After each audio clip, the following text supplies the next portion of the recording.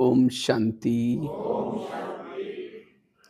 तो आज एक बहुत अच्छा विषय पर चर्चा करेंगे। बाबा ने सभी को संकल्प दिया, बाप समान बनना ही है। तो बाप समान बनने के लिए हमें बाप समान पुरुषार्थ करना है। वैसे तो ये जनवरी महीना हमें क्या याद दिलाता है? ब्रह्मा बाबा की स्मृति दिलाता है।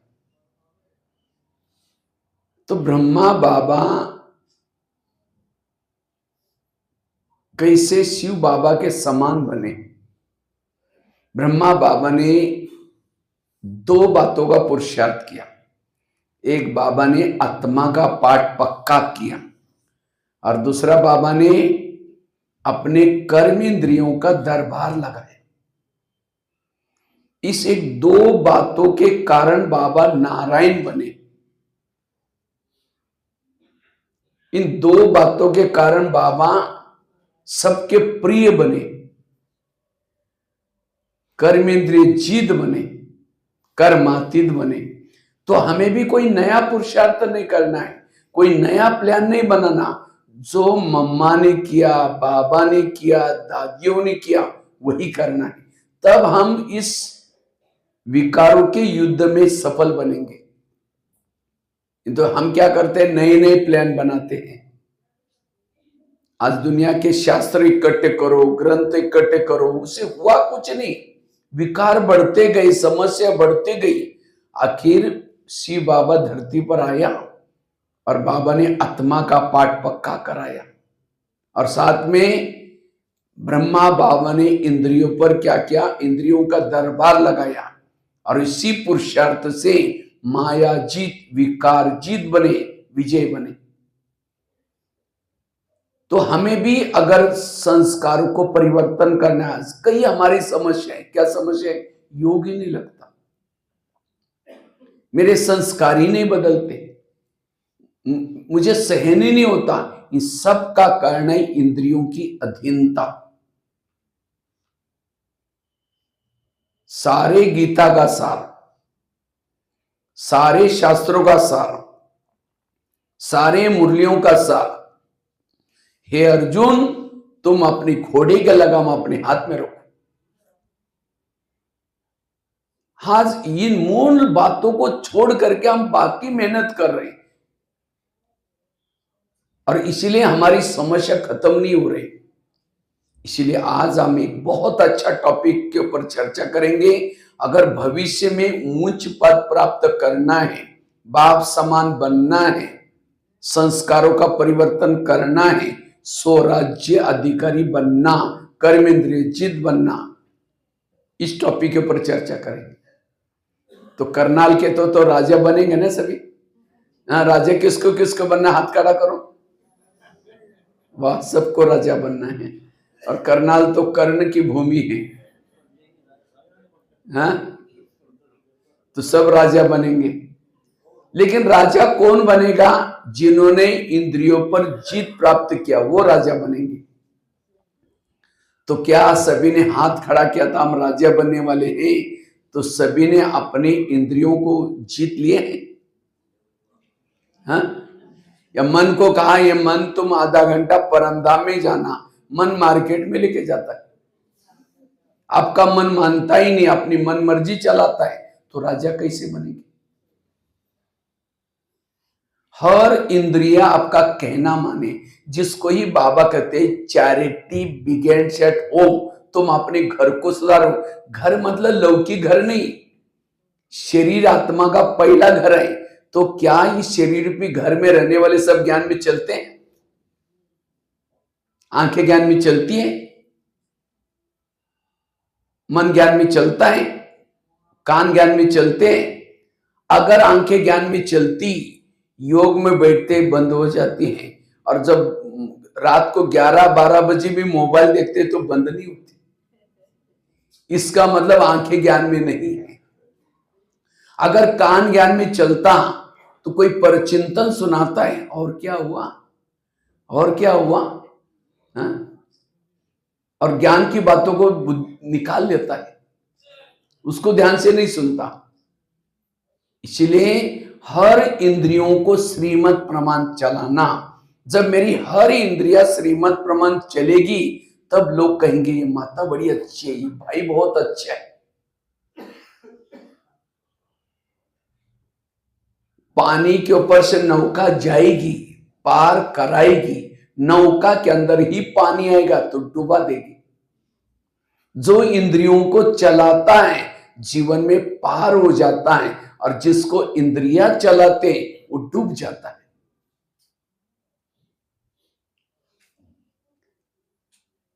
इसलिए स्वराज्य अधिकारी का पुरुषार्थ,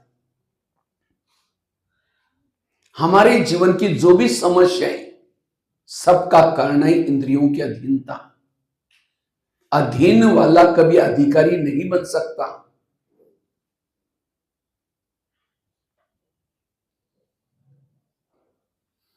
अगर हमारी हर इंद्रिया श्रीमत प्रमाण चलेगी, जिसको बाबा कहते बच्चे 100 परिवर्तन करो, तो 100 परिवर्तन मतलब बैच पहन लिया, सफेद ड्रेस पहन लिया, मुरली सुन ली, अमृतवाला उठे, हो गए 100 परिवर्तन।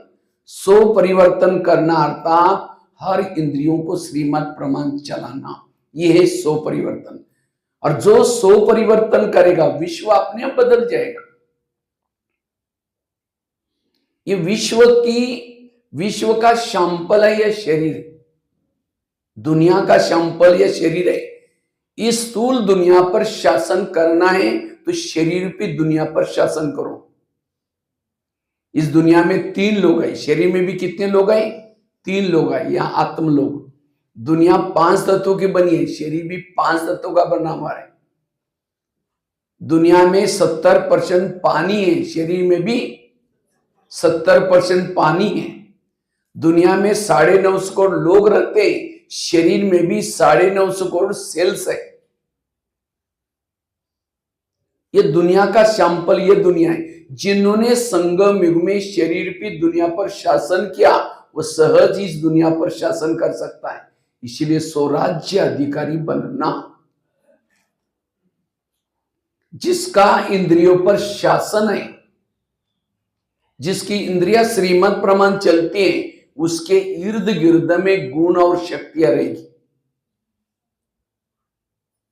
आज मुझे सहन नहीं होता, इसका मतलब मेरा इंद्रियों पर शासन नहीं है। जैसे प्रधानमंत्री दिल्ली में शांति में कब बैठेंगे? जब उसके पार्टी के हर व्यक्ति अपनी ड्यूटी एक्यूरेट करता है। एक ने गलत काम किया, उनकी नींद फिट जाएगी। इसी तरह आत्मा भ्रुकुटी में शांति में तब बैठेंगी जब हर इंद्रिय अपनी ड्यूटी एक्यूरेट करती। आंखों ने गलत देख लिया, आत्मा की नींद फिट गई। कानों ने गलत सुन लिया, आत्मा की नींद फिट गई। इसीलिए स्वराज्य अधिकारी का पुरुष, ये समय अब दूसरे को देखने का नहीं है, ये समय है अपने आप को बदलने का।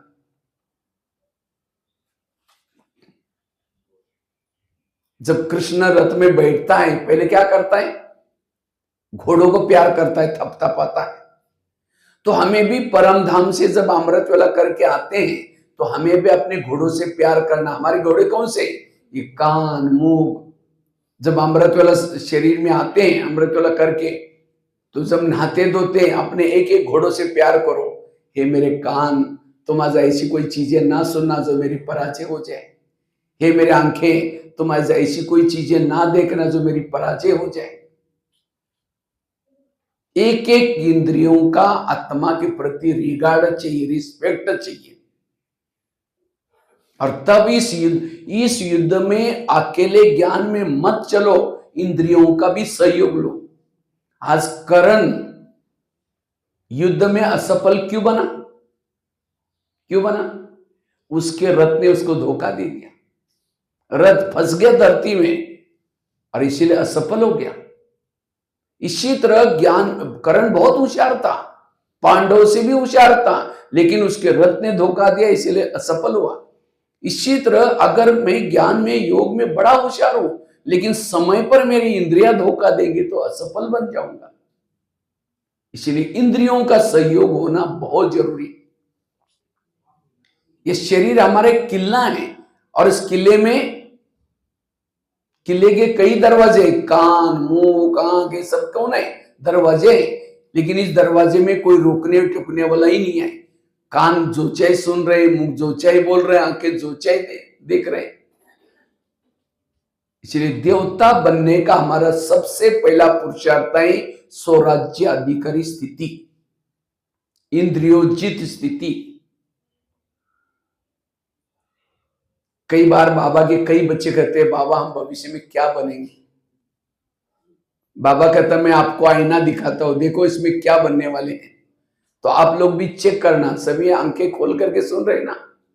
मैं देख रहा हूं कई माताओं की आंखें बंद है। थोड़ा सा ताली बजाओ, आंखें खुल जाएगी। क्योंकि जैसे मैं मधुबन से आया, साथ में माया ने भी अपना सैनिक भेजा है। कौन सा? अलस और अलबेलापन। हाँ, माया को लगता है मैं तो दिखाई पड़ता हूं, लेकिन माया का सैनिक आपको दिखाई नहीं पड़ेगा। वो कहता है, माया कहती है अरे ये कहाँ से माउंट आबू से भाई आया, मेरा सबके ऊपर इतना अच्छा शासन है, अगर ये बातें सुनेगा तो क्या हो जाएगा मेरा राज्य। इसीलिए माया करके सबके सामने गुप्त रूप में क्या करते, आलस की संजीवनी बूटी सुंघाते। आलस आएगा तो आंखें बंद है, जिसकी आंखें बंद है उसके कान भी, अब सुना या न सुना कोई फर्क ही नहीं है, जैसे थे वैसे रहेंगे। इसीलिए बीच में कोई बात अच्छी लगी ताली बजा सकते। ताली बजाने से मेरा उमंग नहीं आएगा, बाजू में कोई सो रहा उठ जाएगा। इसीलिए सावधान होकर के सुनना। तो चेक करो भविष्य में। बाबा ने कोई मुरली में ये नहीं कहा कि मधुबन में रहने वाले राजा बनने वाले, जिन्होंने मम्मा बाबा को देखा वो राजा बनेंगे, जो समर्पित है वो राजा बनेंगे। कोई मुरली में बोला? जो बहुत सालों से ज्ञान में चलते वो राजा बनेंगे। राजा बनने का आधार है स्वराज्य अधिकारी स्थिति। जिन्होंने इंद्रियों पर शासन किया वो भविष्य में क्या बनेंगे? नहीं तो ये तो पार्शलिटी हो जाती। हम तो समर्पित तो हो ही नहीं सकते गृहस्थ में। तो बाबा कहते हैं चाहे गृहस्थी में रहो चाहे समर्पित हो जाओ, जिन्होंने इंद्रियों पर शासन किया वो भविष्य के राजा बनेंगे, क्योंकि उनका व्यवहार, उनके संस्कार सबको प्रिय लगेंगे। तो कोई ज्ञान में चलता है चेक करना मैं भविष्य में क्या बनने वाला हूं। कोई ज्ञान में चलता है, धन से सेवा नहीं करता, ज्ञान भी दूसरों को नहीं सुनाता, लेकिन इंद्रियों के भी अधीन है। ऐसी आत्मा का भविष्य क्या है? दास दासी। दास दासी वो बनते हैं जो उदास रहते हैं। और उदास कौन होता है? जो इंद्रियों के अधीन है। भले भगवान मिल रहे हैं, मिला हुआ है, सत्युग में जा रहे, देवी देवता बन रहे, भगवान पढ़ाता है, तो भी खुशी, क्योंकि इंद्रियों के अधीन है। जो किसी का श्रृंगार नहीं करते वो भविष्य में श्रृंगार करने वाली बनती। बाबा कितना मुरली में कहते हैं बच्चे मंदिरों में जाओ, ज्ञान सुनाओ। हम तो सुन लेते, अपने कामों कारोबार में बिजी रहते हैं। जो किसी का श्रृंगार नहीं करते वो श्रृंगार करने वाली बनती है। कोई ज्ञान में चलता है, धन सेवा में लगाता है, ज्ञान भी दूसरों को सुनाता है, लेकिन इंद्रियों के वो अधीन है, वो क्या बनता है? साहूकार बनता है। साहूकार क्यों बना? क्योंकि धन से सेवा की, ज्ञान दूसरों को सुनाया, अनेक गुना होकर के मिला, इसलिए साहूकार बन गया। कोई ज्ञान में चलता है, धन से सेवा नहीं करता, ज्ञान दूसरों को नहीं सुनाता, लेकिन इतना गुप्त पुरुषार्थ कर रहा है ज्ञान योग का, इंद्रियों को अधीन किया है, इंद्रिय पर शासन है। ऐसा आत्मा क्या बनता है भविष्य में? क्या बनेगा? राजा बनेगा, क्योंकि इंद्रिय पर शासन है। राजा तो बनेगा, लेकिन कैसा राजा? कंगाल राजा। माना उसके पास धन वगैरह कुछ नहीं होगा, नाम का राजा, काम का राजा नहीं है। और कोई ज्ञान में चलता है, धन से सेवा करता है, ज्ञान दूसरों को सुनाता है, इंद्रियों पर शासन है, वो है संपन्न राजा। तो चेक करो आपकी गाड़ी कौन से ट्रैक पर चल रही है। आप खुद चेक करो, मैं राजा बनने वाला हूं, दासी बनने वाला हूं, साहूकार बनने वाला हूं या संपन्न अभी भी ट्रैक को बदल सकते हैं। आज तक जो हो गया वो फिक्स हो गया, लेकिन आप भविष्य में कितने दिन मिलने वाला कोई भरोसा नहीं है। एक दिन भी अपनी इंद्रियों पर शासन प्रमाण चलाया तो एक जन्म के राजा बन सकते हैं। इसलिए सारा मदार है इंद्रियों पर जीत प्राप्त करने का। आज की बात संतुष्टता की बात, प्रसन्न, सारे मूल्य आपके लाइफ में आ जाएंगे। अगर इंद्रियों पर शासन है, आप संतुष्ट भी रह सकेंगे, प्रसन्न भी रह सकेंगे, सहन शक्ति भी आएगी। इसलिए ब्रह्मा बाबा ने ये मेहनत की।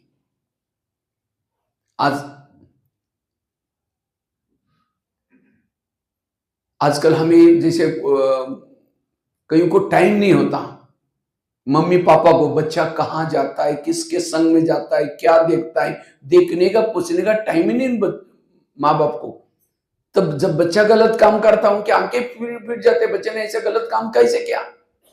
इसी तरह आज हम इतना बिजी हैं, मेरी आंखें क्या देखती है, मेरा कान क्या सुनता है, मेरी मन कहाँ जाता है, मेरी बुद्धि कहाँ जाती है, देखने का पूछने का टाइम ही नहीं है। और जब गलत काम होता है तो हम कहते हैं ये ऐसा कैसे हो गया। और इसलिए बाबा रोज अपना समय निकालते थे। ब्रह्मा बाबा 2 बार दरबार लगाते थे। बाबा की सुनाई डायरी मिली थी दादियों को, और उसी डायरी में बाबा रोज ये दरबार वाली बातें लिखते थे। लेकिन आज हमारा इसके ऊपर ध्यान, अंधेरी नगरी, चौपट राजा, टकेसर बाजी, टकेसर काजा। इस नगरी का राजा सोया, उसके अंदर जो चाहे हो रहे, आंखें जो चाहे देख रहे, कान जो चाहे सुन रहे। और इसीलिए आज हमारे जीवन की प्रॉब्लम है। योग क्यों नहीं लगता? आंखों ने सारा दिन गलत देख लिया, जब योग में वही बातें याद आती है, कानों ने गलत सुना वही याद आता है, मन इधर उधर भटकाए वही याद आता है। योग कहां लगेगा? अगर सारा दिन इंद्रियों ने अपनी ड्यूटी एक्यूरेट की तो योग अपने आप लगेगा, संस्कार अपने आप बदलेंगे। इसीलिए स्वराज्य अधिकारी स्थिति का पुरुषार्थ। ये तो कहते ना, अंधा पीस रहा है और कुत्ता बैठ कर उसको खा रहे। अंधे को लग रहा है मैंने बोरी भर करके पीसा, जमा कुछ ही नहीं। इसीलिए थोड़ा सा योग लगाते हैं, अमृत वाला करते हैं, सेवा करते हैं, सारा दिन मन गलत सोचता है, बुद्धि गलत जाती है, आंखें गलत देखते हैं, जो कमाए हो खत्म। इसीलिए स्वराज्य अधिकारी बनना। जिसे भारत में अंग्रेज घुसे थे, कहां से घुसे थे, कैसे घुसे थे? भारत में नवाबों का शासन था। कल है ना 26 जनवरी है, तो भारत में नवाबों का शासन था। बंगाल का नवाब, बिहार का नवाब, सूरत का नवाब। अंग्रेज आए और नवाबों के साथ दोस्ती की, और दोस्ती करते करते करते कर क्या क्या दिल्ली के ऊपर अटैक किया, और भारत क्या हो गया? गुलाम हो गया। इसी तरह ये शरीर में हमारे एक इंडिया है, और इस इंडिया की राजधानी यहां दिल्ली है, राजा रहता है। लेकिन शरीर रूपी देश में, इंडिया में कई नवाब है। कौन से? कान, मुख, आंखें, मन, बुद्धि, अपना अपना शासन है, वो किसी का मानते ही नहीं। तो माया रूपी अंग्रेज आते हैं, दोस्ती कैसे करते हैं? नवाबों के साथ। कान के साथ दोस्ती कर दी, मुंह के साथ दोस्ती की, फिर मन के साथ की, बुद्धि के साथ की, फिर आत्मा के ऊपर अटैक। और इसीलिए शरीर रूपी देश गुलाम है। और जहां गुलाम है वहां दुख है, वहां अशांति है। तो हमारा पुरुषार्थ और कुछ नहीं है, ये जो विकार रूपी अंग्रेज घुसे उनको भगाना। तो भारत में अंग्रेज घुसे थे, उनको भगाया कैसे? वही नीति हमें भी अपनाने। तो उसके लिए क्या किया? जालियनवाला बाग है ना पंजाब में, वहां कहते हैं कुछ हमारे भारत के कुछ नेता मीटिंग कर रहे थे। उस समय अंग्रेज लोगों को पता चला कि वहां कुछ मीटिंग चल रही, और वो तो चारों तरफ से बंद था, एक ही गेट था। तो गेट पर खड़े होकर के वहां गोलियां चलाना शुरू किया। भड़दड़ मच गई, कई तो कुएं में गिर गए, कई तो बहुत सारे मारे गए। और इस घटना से क्या हो गया? लोगों के अंदर नफरत पैदा होगी। ये अंग्रेज हमारी उन्नति के लिए नहीं आए, हमें लुटने के लिए आए। नमक का सत्याग्रह, दांडी यात्रा। मुझे लगता है भारत में पहले अखबार नहीं चलते थे। पहला अखबार चालू किया लोकमान्य तिलक ने, केसरी। ताकि लोगों को, जनता को क्या क्या कहां हो रहे हैं ये सब लोगों को समाचार मिल जाए। मुझे लगता है गणपति का त्योहार भी उस समय नहीं था, पहले गणेश उत्सव भी लोकमान्य तिलक ने पुणे में चालू किया ताकि लोग इकट्ठे होकर के स्वतंत्रता के बारे में कुछ चर्चा करें, कुछ नारे बनाए।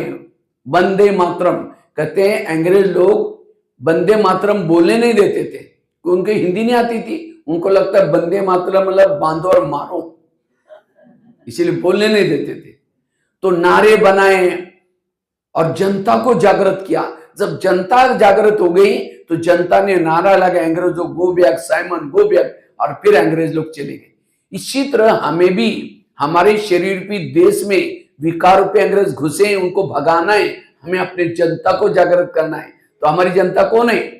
ये कान, मुंह, आंख, और ये काम ब्रह्मा बाबा ने किया है। लेकिन आज हमें जनता को जागृत, एक संगम युग तो क्या, और भी दो चार संगम युग में भी आपको जिंदा रखेंगे, कोई फर्क पड़ने वाला नहीं है।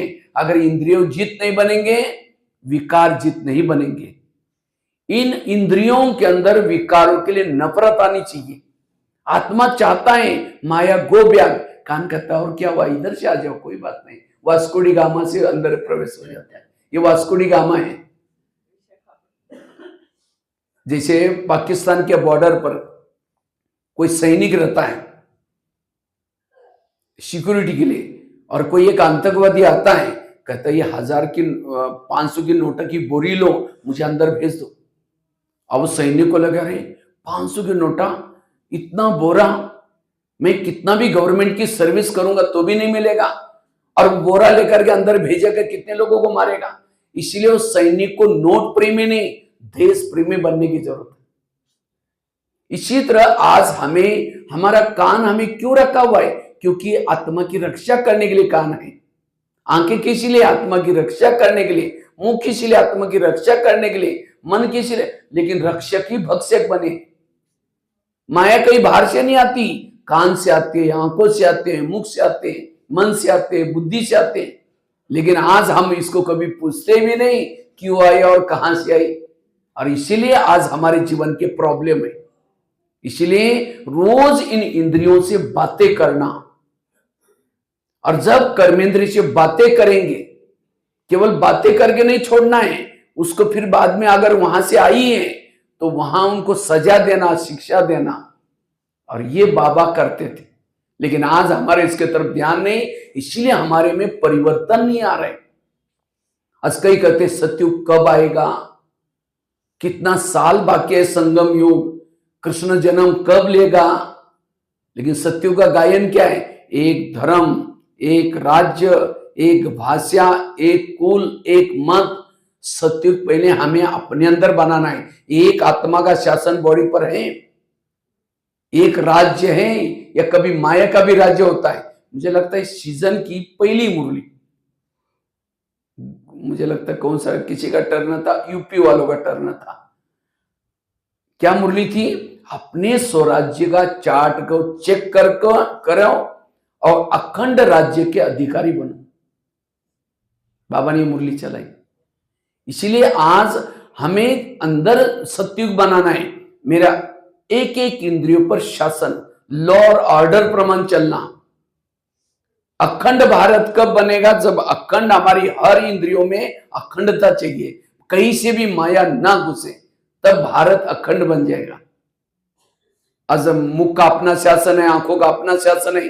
जैसे प्रधानमंत्री को किसी ने गाली देने वाला पत्र लिखा, पत्र कहां जाता है? कहां जाता है? उसके पीए के पास जाता है। पीए पढ़ेगा, कहते कि क्या फालतू आदमी लिखता है, इतना अच्छा काम कर रहा है, इतना बुजुर्ग होते हुए भी फाड़ के फेंक देगा। मना उसका पीए उसके हितैषी। इसी तरह हमें कोई गाली देता है, हमारा पीए कौन है? कान। कोई गाली देता है, पहले कहां पहुंचती है? कान के पास। कान क्या करता? अंदर पहुंचा देता है, देखो हमको गाली दी, गाली दी, गाली दी, मन डिस्टर्ब हो गया, बुद्धि डिस्टर्ब, सारी इंद्रिय डिस्टर्ब हो गई। और सवेरे की 4 पेज की मुरली सुनी थी, कान उसको नहीं बोलता है बाबा ने इसे बोला, उसको निकाल लेता है। इसका मतलब कान मेरा हितैषी नहीं है। और जब आपकी इंद्रियां आपकी हितैषी नहीं है, मोबाइल में गलत चीजें देखते हैं तो आंखें बंद नहीं होगी, टक टक करके देखते रहते हैं, और जब इसे योग में बैठे लुढ़क जाती है। माना ये इंद्रिय हमारी हितैषी नहीं है, और जब तक इंद्रिय हितैषी नहीं है तब तक हम राजा नहीं बन सकते, तब तक इस युद्ध में विजय नहीं बन सकते। इसलिए ये है 100 परिवर्तन, और ये पुरुषार्थ ब्रह्मा बाबा ने किया। तो रोज हम अपना दरबार कैसे लगाएं? शिव बाबा हमारा दोस्त है, वो दोस्त कहता है देखा मेरा दोस्त इतना अच्छा था, राजा था, इसलिए लेकिन इसके राजे में ऐसा कैसे हो गया?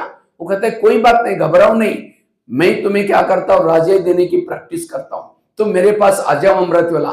तो अमृतवेला हमें अपने दोस्त के पास जाना है, ताकत लेने के लिए, बल लेने के लिए, और उसके बाद वहां से आकर के सभी इंद्रियों से गुड मॉर्निंग करना है, और सभी से बात करना है कि आज क्या क्या प्लान रहेगा, आज सबको कैसी कैसी ड्यूटी करनी है।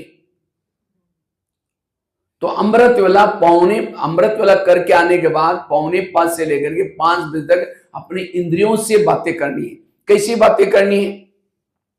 सबसे पहले बात करो कान से। हे मेरे कान, तुम मेरे इस राज्य के शान हो, अगर तुम ना होते मैं ईश्वरी महावाक्य कैसे सुनता? इसलिए हे कान, तुम्हारा बहुत बहुत धन्यवाद, और मेरा तुम्हारे पर विश्वास है, इसलिए मैंने तुमको बॉर्डर पर रखा है। कान का है बॉर्डर पर, लेकिन मेरा तो तुम्हारे पर विश्वास है, तुम मेरा खाते हो, मेरे राज्य में रहते हो। कान जिंदा क्यों है? आत्मा ने कमाया हुआ खून सप्लाई होता है, यहां खाता है आत्मा का, और धोखा दे रहे किसको? आत्मा को, पर चिंतन सुन करके, विरुद्ध बातें सुन करके। इसलिए हे कान, आज तक जो हुआ कोई बात नहीं, लेकिन आज रात को सोने से पहले मैं चार्ट चेक करूंगा 10 बजे। अगर तुमने सारा दिन परचिंतन की बातें, विरुद्ध बातें सुनी है, मैं तुमको सजा दूंगा। और ये भी नहीं समझना कि मुझे कुछ पता ही नहीं चलता, क्योंकि शरीर रूपी किले के मेरे चारों तरफ से सीसी कैमरे का प्रबंध किया। आजकल ऑफिस में, घरों में क्या लगाते हैं? सीसी कैमरे। तो हमारा भी शरीर किला है, आत्मा किला इस राज्य में, किले में रहते हैं। अगर तुमने कुछ गलत सुना तो रात को सोने के पहले मैं तुमको सजा दूंगा। आगे चलो मुख के पास। हे मुख, तुम भी मेरे इस राज्य के शान हो, अगर तुम ना होते मैं ईश्वरीय महावाक्य दूसरों को कैसे सुनाता? तुम्हारे कारण मुझे बहुत दुआएं मिल रहे हैं, लेकिन कभी कभी तुम परचिंतन की बातें, किसी का अपमान वाली बातें, किसी का इंसल्ट वाली बातें बोलते हो। क्या मैंने तुमको इसके लिए रखा? अगर तुम किसी का अपमान करोगे, मेरा आत्मा भाई मेरे से रूठ जाता है, मुझे बददुआएं देते, हमारी आपस में दूरियां बनती है। क्या मैंने तुमको इसीलिए रखा? अगर तुम किसी का अपमान करोगे, मैं तुमको सजा दूंगा। आगे चलो आंखों के पास। हे आंखें, मुझे 84 जन्म में बहुत आंखें मिली, लेकिन तुम्हारे जैसी भाग्यशाली आंखें कोई नहीं मिली, क्योंकि तुम्हारे द्वारा मैंने सत्यम, शिवम, सुंदरम को देखा है। देखा है ना माउंट आबू में बाबा को? किसने किसने बाबा को देखा है?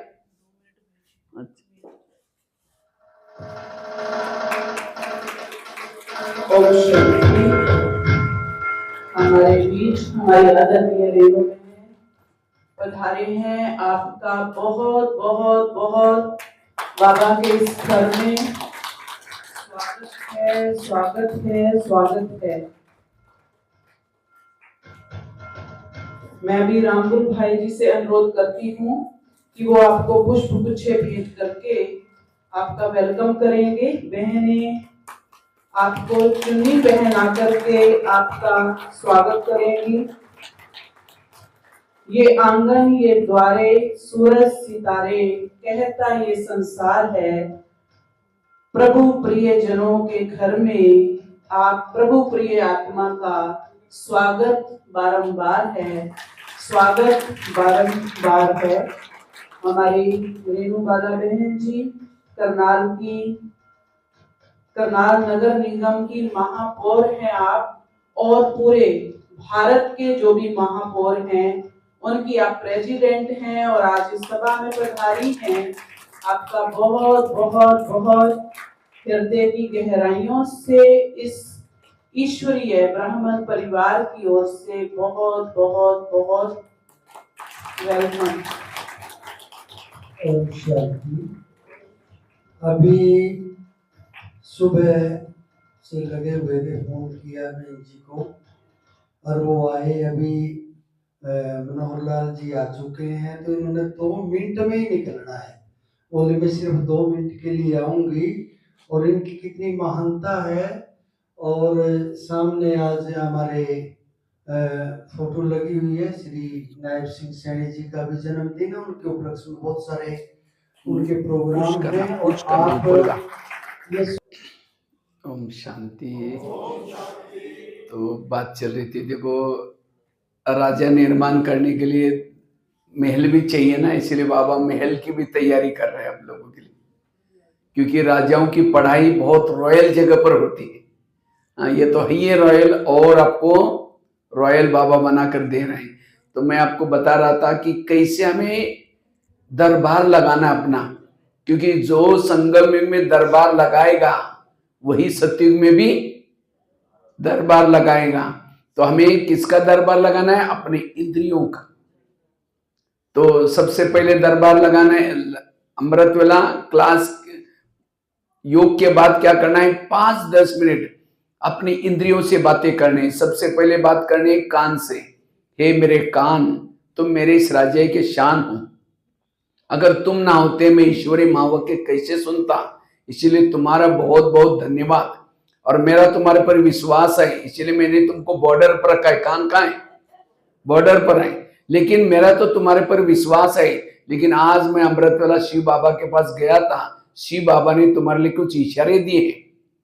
शिव बाबा तो मेरा हितैषी है, वैसा वैसा नहीं बोल सकता। इसीलिए हे कान, तुम मेरा खाते हो, मेरे राज्य में रहते हो और मुझे धोखा देते हो। तो आज तक जो हुआ कोई बात नहीं, लेकिन आज से तुम्हें कोई भी व्यर्थ बातें, परचिंतन की बातें नहीं सुननी। अगर सुनेगा मैं तुमको सजा दूंगा। और ये भी नहीं समझना कि तुम मुझे कुछ पता ही नहीं चलता तुमने क्या क्या सुना। मैंने शरीर रूपी किले के चारों तरफ से सीसी कैमरे का प्रबंध किया है। मेरा तीसरा नेत्र एक्टिव है, बुद्धि रूपी नेत्र। अगर तुमने गलत सुना तुमको सजा दूंगा। आगे चलो मुख के पास। हे मुख, तुम भी मेरे इस राज्य के शान हो। अगर तुम ना होते मैं ईश्वरी महावाक्य दूसरों को कैसे सुनाता। लेकिन कभी तुम किसी का इंसल्ट करने वाले बोल बोलते हो, अपमान वाले बोल बोलते हो। जो मेरा आत्मा भाई मेरे से रूठ जाता है, मुझे बद्दुआएं देता है, मेरे से दूरियां बनाता है, क्या मैंने तुमको इसीलिए रखा? अगर तुम किसी का अपमान करोगे मैं तुमको सजा दूंगा। आगे चलो आंखों के पास। ये आंखें, मुझे 84 जन्म में बहुत आंखें मिली, लेकिन तुम्हारे जैसे भाग्यशाली आंखें कोई नहीं मिली, क्योंकि तुम्हारे द्वारा मैंने सत्यम शिवम सुंदरम को देखा है। जिस प्रभु को देखने के लिए दुनिया की आंखें तरस रही, युगों से तरस रही, एक पांव पर खड़े होकर के तपस्या कर रहे, लेकिन तुमने उस प्रभु को साक्षात्कार नहीं, साक्षात घंटों तक देखा है ना मधुबन में बाबा को। एक बार 2 बार नहीं, कई बार, कई तो 10 बार भी देख के आए हैं। चलते हुए देखा, खाते हुए देखा, बोलते हुए देखा। तो क्या उस प्रभु को देखने में तुम्हारा पेट नहीं भरा? तुम इस संसार की गंदी बातें, व्यर्थ बातें क्यों देखते हो? अगर देखेगा तो मैं तुमको सजा दूंगा। आगे चलो पांव के पास। हे पांव, तुम भी मेरे इस राज्य के शान हो। अगर तुम ना होते मैं सेवा करने के लिए कैसे जाता? भले हाथ ने कर्मना सेवा की, आदि दुआ किसको मिली? पांव को। मुख ने भाषण किया, लेकिन आदि दुआ किसको मिली? पांव को। क्योंकि पांव घुटने के ऊपर पूरा शरीर को उठा के लेके आता है। इसीलिए कोई भी व्यक्ति घर में आता है, किसको छूता है? पांव को। छूना चाहिए आत्मा को, लेकिन किसको छुआ? पांव को। क्यों? पांव ने आत्मा को लेके आया। लेकिन कभी कभी हे पांव, तुम परचिंतन करने के लिए लेके जाते हो। परचिंतन किया, मुख ने आधा पाप किसके ऊपर चढ़ा? पांव के ऊपर। कान ने परचिंतन सुना, आधा पाप किसके ऊपर चढ़ा? मुख ने, आंखों ने फिल्म देखी, लेकिन पाप किसके ऊपर चढ़ा? अगर पांव कहता नहीं मैं राजा के लिए ईमानदार हूं, मैं नहीं जाऊंगा, तो मुख कहेगा ठीक है तुम नहीं जाएंगे, मेरा काम रोकेगा, मैं जा रहा हूं। अकेला मुख जाएगा? कान, आंखें परचिंतन को, कान परचिंतन सुनने के लिए जाएंगे? माना सारी इंद्रिया आत्मा के एंटी में काम कर रहे हैं। और इसलिए आज आत्मा की पतन का कारण है इंद्रियों की अधीनता। इसीलिए हमें रोज जैसे हाँ वो मैं सुना रहा हूं आगे। हाँ हाँ, तो इसलिए एक एक इंद्रियों से हमें बातें करनी, और जब ये इंद्रियां आपकी हितैषी बन जाएगी तब आप कहीं गलत जाएगी नहीं। अब कई माताएं कहते मेरे बच्चे मानते हैं, क्यों नहीं मानते? जिसकी इंद्रियां नहीं मानती ना उसके बच्चे मानेंगे, ना प्रकृति मानेगी, ना कोई नहीं मानेगा। इसलिए अपने इस शरीर को ठीक रखो। सब घर का कारोबार, ऑफिस का कारोबार, सब कुछ किसी को बोलने की कोई जरूरत नहीं। ये सतयुग सारा अच्छा क्यों चलता है? क्योंकि संगम युग में हमने इंद्रियों को अधीन करके गए, इसलिए सतयुग में कोई गड़बड़ी नहीं होती। सारी गड़बड़ी की जड़ है हमारी इंद्रियों की। आज हमारा मन कुछ भी सोच रहे, आंखें जो चाहे देख रहे, और इसीलिए आज घर का कारोबार, प्रकृति, सारी प्रॉब्लम्स है। देवता बनने के लिए पहला लेसन है। हम कहते इसके कारण ऐसा हुआ, उसके किसी के कारण कुछ भी नहीं, कारण हमारे अंदर है। यहां सोच करके, और ब्रह्मा बाबा ने ये पुरुषार्थ किया, लेकिन आज हमारा इसके तरफ ध्यान नहीं है। इसलिए जब तक स्वराज्य अधिकारी नहीं बनेंगे तब तक हम परिवर्तन नहीं कर सकेंगे, ये दुनिया को भी परिवर्तन नहीं कर सके। इसीलिए स्वराज्य अधिकारी बनना, जिसको आजकल बाबा ने मुरली में कहा अनुभव की अथॉरिटी बनो। आगे चलो, मन के पास है। मन, तुम भी मेरे इस राज्य के शान हो। अगर तुम ना होते मैं ईश्वरीय महावाक्यों का चिंतन मंथन कैसे करता? लेकिन कभी कभी तुम व्यर्थों का भी चिंतन करते हो। अगर करेगा मैं तुमको सजा दूंगा। आगे चलो, बुद्धि के पास। ये बुद्धि, मैंने सारी इंद्रियों में से चुन करके तुमको मंत्री बनाया। और बुद्धि कौन है? मंत्री। कौन सा मंत्री? गृह मंत्री है। पूरा शरीर का कारोबार किसके पास है? बुद्धि के पास। समझो मन में विचार है कि मुझे फिल्म देखने के लिए जाना है, तो मन की फाइल कहां जाते हैं? बुद्धि के पास। बुद्धि का हाँ ठीक है जाओ। अब बुद्धि ने निर्णय दिया जाओ, पांव चले गए, आंखें चली गई, सारी इंद्रिया फॉलो किया। किसको किया? बुद्धि को। तो आज तक जो भी पाप हुआ है सबका जड़ कौन है? बुद्धि, क्योंकि बुद्धि के साइन है।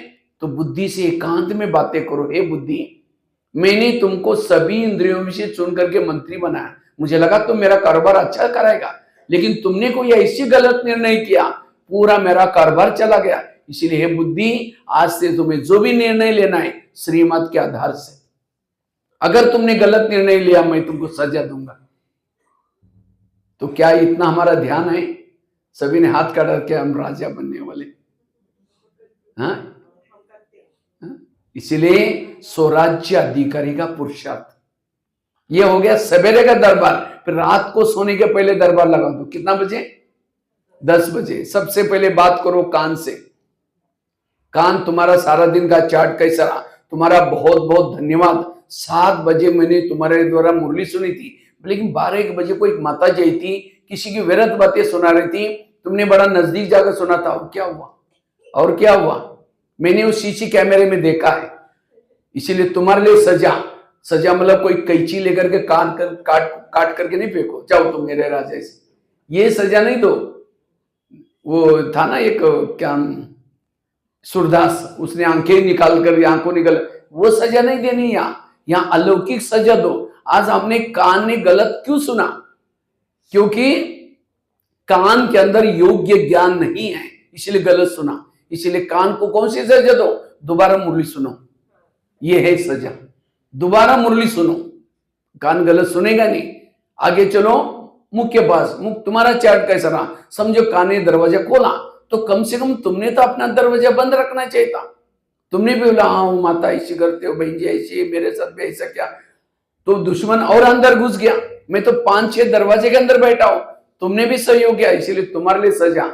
कल के दिन तुम्हारा कारोबार बंद, मौन, मुख की सजा।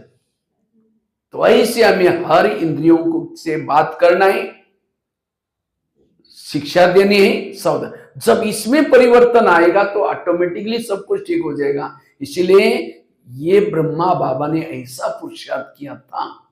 रोज बाबा इसे अपने दरबार लगाते थे। इसीलिए काम क्रोध इस किले के अंदर प्रवेश ही नहीं करते थे। लेकिन आज हमारा क्या होता है, आंखें जो चाहे देखते, कान जो चाहे सुनता है, और इसीलिए आज हमारे जीवन में प्रॉब्लम आते हैं।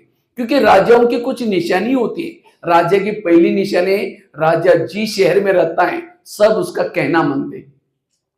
राजा का कहना जो नहीं मानता वो राजा नहीं है। राजा उसको फांसी देता है, शिक्षा देता है। मैं जो हम लोग दिल्ली में मधुबन में हमारी दादी जी थी, दादी जी जब रहती थी, दादी जी को कहीं भी बाहर जाना होता था, कहीं सेंटर पर कहीं, तो दादी जी क्या करती थी, सीधा निकल नहीं जाती थी। दादी जी अनाउंसमेंट करती थी, देखो मैं बाहर जाने वाली हूं, सभी शांतिवन वाले, मधुबन वाले आज शाम को दादी जी मिलेंगे। तो दादी जी जब मिलती थी, सभी डिपार्टमेंट वालों की बहुत महिमा करती थी।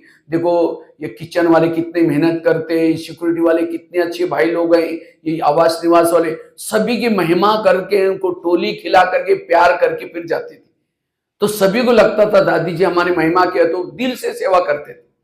अब इतनी सेवा करने के बाद कोई पूछे ही नहीं, तो लगेगा हम इतना काम करते, कोई पूछता ही नहीं, फिर काम तो ठीक नहीं करेंगे।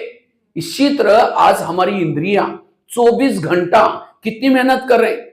आज हमारे सफलता का आधार है, आत्मा की सफलता का आधार इंद्रियां, गुप्त रूप में। आज आंखें मेहनत कर रहे, कान मेहनत कर रहे, आज हार्ट कितना मेहनत, आप सोए हैं हार्ट जगा हुआ है, 24 घंटा काम कर रहे हैं। लेकिन कभी हार्ट से प्यार किया, ये हार्ट तुम कितना मेहनत कर, थैंक यू तुमने मुझे। अगर हार्ट 5 मिनट के लिए सो जाए ना, राम नाम सत्य हो जाएगा। लेकिन कभी हमने प्यार किया ही नहीं इंद्रियों से। अब यहां से लंदन बात करें, किसी से बात करें, लेकिन इंद्रियों से कभी बात, इसीलिए इंद्रिया कहती है राजा के क्या, हमको कभी पूछता ही नहीं है, इसीलिए वो माया से मिले। इसीलिए हमें रोज इनसे प्यार करना है। लॉकडाउन में कहते हैं ना, घर में रहो तो सेफ रहेंगे, इसीलिए संगम में भी लॉकडाउन है, इसमें अंदर रहो और इंद्रिय इनसे, यही गीता का ज्ञान है और कुछ नहीं है। इसलिए इनको सहयोगी बनाना, हर इंद्रियों के अंदर आत्मा के प्रति रिगार्ड चाहिए, रिस्पेक्ट चाहिए, तब हम इसके अंदर कोई भी गलत बातें अंदर नहीं आएगी। और जब ये ठीक चलेगा, सब कुछ हमारा कारोबार ठीक चलेगा। दूसरे राजे के नीचे नहीं, राजा दानी होते हैं, राजे के घर से कोई खाली, और आपका तो करनाल तो कर्ण का भूमि है, दान के संस्कार चाहिए। अब पड़ोसनी रोज घंटी बजा करके कहती है देवी ओम मुझे दर्शन दो, देवी एक शब्द भी नहीं सुनाती, कंजूस है। यहां से दिल्ली जा रहे हैं, बाजू में कोई बैठा, एक शब्द भी नहीं सुना है, कंजूस है। राजा मतलब दान के संस्कार। भविष्य में आप अपनी कभी चित्र बनाओ, हम भविष्य में कैसा बनना चाहते हैं। अगर मुझे तन अच्छा चाहिए, तन से मुझे सेवा करनी है। अगर मुझे गाड़ी चाहिए हर जन्म में, तो मुझे अपनी गाड़ी अगर है तो सेवा में लगाना है। अगर मुझे धन अच्छा चाहिए, धन से सेवा करनी। बाबा ये अलग अलग प्रकार के प्रोजेक्ट क्यों बनाता है? क्योंकि सबका सफल बनाने के लिए, सफल करने के लिए। जो बाबा के यज्ञ में सहयोगी बनेगा, जो चीज देगा वही चीज उसको मिलेगी। इसलिए हमें दान के संस्कार चाहिए। कईयों को क्या लगता है ब्रह्मा कुमारी में आए हमें सब मिलेगा, ये हमारी गलत फहमी। अगर यहां कुछ करेंगे तो मिलेगा कुछ भी। एक बहुत ही शादी से पहले बहुत दान पुण्य करते हैं, लेकिन जब उसकी शादी हुई दान पुण्य नहीं करती। उसकी शादी सेठ जी के घर में हुई थी, वो थे सेठ जी लेकिन थे कंजूस। तो एक दिन एक सन्यासी आया और उस समय सारे उसका पति ससुर घर के महल के बाहर बैठे थे। तो सन्यासी कहता मुझे भिक्षा चाहिए। तो बहू कहते मैं खुद बासी खाती और भूखी सोती, तुमको कहां से दूं? तो सास को तो बड़ा गुस्सा आया, दोबारा कहा कि मुझे थोड़ी भिक्षा चाहिए। कहते सुना नहीं तुमने, मैं खुद बासी खाती और भूखी सोती, तुमको कहां से दूं? सन्यासी चला गया। सास उठी, उसको 2 थप्पड़ लगा दिया। कहते तब कब तुमको भूखा सुलाया? कहते मैं रोज भूखी सोती हूँ। आज मेरी शादी सेठ जी के घर में हुई है, ये तो मेरे पिछले जन्म के पुण्य का फल है। इसीलिए मैंने कहा मैं बासी खाती हूँ, पिछले जन्म का खाती हूँ। अच्छा ठीक है, भूखी कैसी सोती हूँ? कहते अगले जन्म के लिए आप मुझे कुछ करने नहीं दे रहे, इसलिए मैं कहा मैं भूखी सोती हूँ। अच्छा कहा ठीक है, कल से वो चने है ना घोड़े के, उसको दिया करो। उसको लगता है अक्ल तो आ गई, लेकिन एक दिन उसको लगता है मैं चने दूंगी तो मुझे क्या मिलेगा? बोरी के बोरे तो कहते हैं ठीक है जो चाहिए। इसी तरह कहीं हम बासी खा करके भूखा तो नहीं सो रहे। आज इतनी पालना हमें मिल रही बाबा की, इतना ज्ञान मिल रहा है, ये कौन से कर्मों का फल है? 63 जन्मों में भक्ति की थी, दर दर में भटके थे, उपवास किया था, व्रत किया था, उसकी पालना मिल रही। तो कौन सा खा रहे? पिछले जन्मों का खा रहे, बासी खा रहे। आज मैंने बीके बन करके कुछ किया ही नहीं, तो अगले जन्म के लिए कैसे सो रहे? इसलिए बासी खा करके भूखा नहीं सोना है। हमें रोज बीके बनने के बाद कुछ ना कुछ तन से सेवा करनी है, धन से करनी है, मन से करनी है, हर प्रकार की सेवा करनी है। जो सेवा करेगा आगे चल करके बाबा की प्रत्यक्षता होगी। जब प्रत्यक्षता होगी लोग कहेंगे हमारा ये ले लो, हमारा ये ले लो। उस समय बाबा मना करेगा, मुझे हमको कुछ नहीं चाहिए। जैसे 1000-500 की नोटा बंद हो गई तो लोगों ने ला करके कहां डालना शुरू किया? भंडारी में। लेकिन मधुवंश ले सकते थे, 3 महीने के लिए सहूलियत थी। 3 महीना तक आप बैंकों से जितना भी चाहिए चेंज कर सकते। लेकिन मधुवंशी डायरेक्शन क्या आया? कृपया 1000 और 500 की नोटा भंडारी में ना डाले। अब पहले डालने के लिए बोलते तो हाथ थर-थर कांपता था, डालू ना डाला 1000 और 500 के, और जब बंद हो गए तो डालना शुरू किया। इसी तरह बाबा की प्रत्यक्षता होगी, उस समय लोग कहेंगे बाबा कहेगा कुछ नहीं चाहिए। इसलिए जो करना अब कर लो। ये आप लोगों को चांस है सेवा करने का। अपने रिश्तेदारी वालों को भी सफल करने के लिए बोल सकते हैं। जब तक हमारा भवन नहीं बनेगा, हम नए कपड़े सिलाई नहीं करेंगे, जब तक एक टाइम का भोजन कम करेंगे, लेकिन हमें क्या करना? अपना भवन सभी मिलकर के तैयार करना है। ये हमारा संकल्प चाहिए। जब ज्ञान सरोवर बन रहा था उस समय मैं दिल्ली में रहता था, तो एक दिन गुलजार दादी हम लोगों के समर्पित भाइयों के साथ बैठी, कहते हैं देखो ज्ञान सरोवर बन रहा है, सारे लोग भाई बहने कुछ ना कुछ डालेंगे, आप लोग क्या करेंगे? तो हमने सोचा दादी हम तो समर्पित, हम क्या करेंगे? तो नहीं, दादी बोली सोचो। लेकिन मेरे को अचानक संकल्प है, हमने कहा दादी जी जब तक ज्ञान सरोवर नहीं बनता हम एक टाइम का भोजन नहीं खाएंगे। 3 साल तक हमने रात का भोजन बंद कर दिया और उसी को जमा करके देखो ये है। अब एक टाइम का भोजन, अगर एक ग्लास का दूध भी अगर थोड़ा कम करेंगे, एक टाइम का भोजन, तो भी कितना बचत हो जाते हैं। तो कहने का मतलब हमें इतना उमंग चाहिए। तो दान के संस्कार तीसरे राजा के नीचे नहीं, राजा शिकार करता है।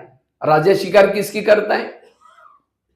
किसकी करता है? शेर की। ऐसा नहीं कि चूहा मार करके सबको दिखाता मैं चूहा मार के आए, लोग तो डर जाएंगे, बोले कि तो चूहा, ये बड़ी बात कौन सी की? राजा तो शेर के। इसी तरह हमें राजा बनना है तो हमें भी क्या करना है? शेर की शिकार करना है। और करनाल में तो बहुत शेर घूम रहे। शेर मतलब अज्ञानी आत्मा को ज्ञानी, और वो भी ऐसा नहीं कि 2-4 दिन का मरने वाली बुढ़िया को ज्ञान सुनाया, वो तो चुहा बिल्ली हो गया। एक को लाने के बाद वो 10 साथ में आ जाए, वो है शेर। जो शेर की शिकार करता है वो राजा बनता है।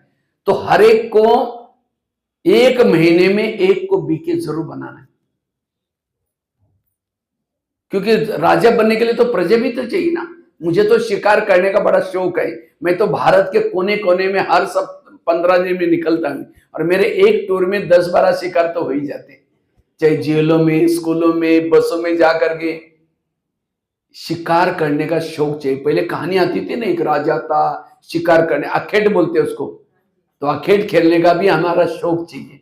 तो हमें भी शिकार करना है, जरूर एक को बीके बनाना है। कई कहते भाई जी सुनते ही नहीं है। अगर नहीं सुनता इसका मतलब मेरे पास जो ज्ञान है उसके अंदर ताकत नहीं है, वो धारणा में नहीं है। अच्छा नहीं सुनता तो उसको कम से कम शेर को जाली में तो फंसाओ। ये सेंटर्स क्या है? जाली बना कर रखे हैं, मीठा मीठा बोल करके लेके आओ। और आज शाम को चांस है आप लोगों को शिकार करने का। अब देखते कौन कितना शिकार करता है। तो कम से कम मीठा मीठा बोल करके यहाँ लाओ, मारने का काम भाई ने कर ही देगी, लेकिन आपका काम है उसको। लेकिन याद रखना शेर की शिकार बड़ी सावधानी से की जाती है। कई बार अखबार में आता है कोई शिकार करने के लिए गया था और शेर ने उसको फाड़ कर रख दिया। और कई जाते हैं, हम ब्रह्मा कुमारी में जाते हैं, अभी चलो ना, कहते अच्छा अभी फंस गए क्या? वहां बाहर का खाना नहीं खाते हैं, फैशन नहीं करते हैं, ये नहीं करते, ये कोई लाइफ है क्या? ओम शांति खुद ही आना बंद कर दिया। इसलिए पहले खुद पक्के बनो और लास्ट की राजे की निशानी है, पहली बताई राजे की निशानी अपने शासन करता है, दूसरी राजे की निशानी क्या बताई, दान के संस्कार, तीसरा बताया स्वीकार करने के संस्कार, और लास्ट की चौथी निशानी है फलों का राजा किसको बोलते हैं, वैसे तो नारियल को बोलना चाहिए फलों का राजा, लेकिन आम को बोला क्यों, मीठा तो चीकू भी उससे भी मीठा होता है। हाँ, वास्तव में आम के साथ प्यार ज्यादा है, नारियल के साथ इतना प्यार नहीं। आम का सीजन होता है तो क्या करते हैं, मुंह में डालते रहते हैं, निकालते रहते हैं। अब सूखा नारियल लेकर चूसो, 32 दांत वो भी टूटेंगे, मिलेगा कुछ भी नहीं। हाँ? इसी तरह अगर राजा बनना है तो प्यारे बनने की जरूरत है, जो प्यारा है वह राजा है। सामने से कोई व्यक्ति आ रहा है, आपको देख करके रास्ता काटता है, आप राजा नहीं बनेंगे। तो राजा बनने के लिए प्यारे बनो। और फलों का राजा आम को ही क्यों बोला, क्योंकि आम जब कोई थक जाता है, परेशान हो जाता है, कहां सोता है, आम के नीचे, नारियल के नीचे नहीं सोता। इसलिए हमें आम की तरह संस्कार धारण करना है, नारियल नहीं। नारियल क्या होता है, ऊपर से कड़क होता है और अंदर से नरम, और आम क्या होता है, ऊपर से नरम और अंदर से कड़क होता है। तो राजा के संस्कार बने, तो जितना राजा बनेंगे। और आम को क्या करते हैं, आम जब ऊपर बड़ा होता है तो झुकता है, नारियल क्या होता है, झुकता नहीं है। तो नारियल बनना, नारियल, तो इसलिए आप लोग जरूर इस स्वराज्य अधिकारी बनने का पुरुषार्थ करेंगे, रोज अपना दरबार लगाएंगे, तब हमारे में परिवर्तन आएगा। ठीक है, ओम शांति।